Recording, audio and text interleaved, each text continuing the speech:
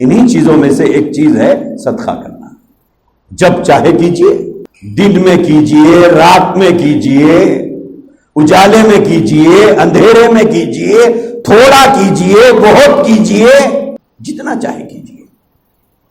اس کے لیے اللہ تبارک و تعالیٰ نے کوئی وقت متعین نہیں کیا ہے. لیکن ہمارے سماج اور معاشرے میں ایک برائی پائی جا رہی ہے اور عرصے سے پائی جا رہی ہے.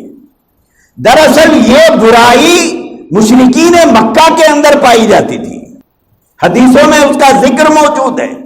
وہ ہے سفر کے مہینے کے 13 دن کو منحوس سمجھنا. یہ بیماری آج کی نہیں ہے. یہ جو تصور ہے ذہنوں میں سفر کے مہینے سے متعلق، یہ دراصل مشرکین مکہ میں پائی جاتی تھی.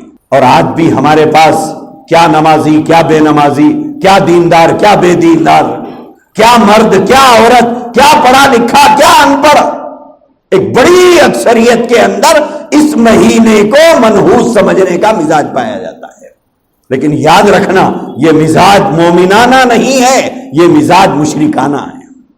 یہ 13 دن کے اندر کوئی خوشی نہیں منانا، اس 13 دن کے اندر کوئی اچھا کام نہیں کرنا، اس 13 دن کے اندر شادی بیاہ نہیں کرنا، یہ مزاج اگر کسی مومن میں پایا جا رہا ہے تو انتہائی ایمان کے لیے گھاتک اور مہلک ہے. کیوں؟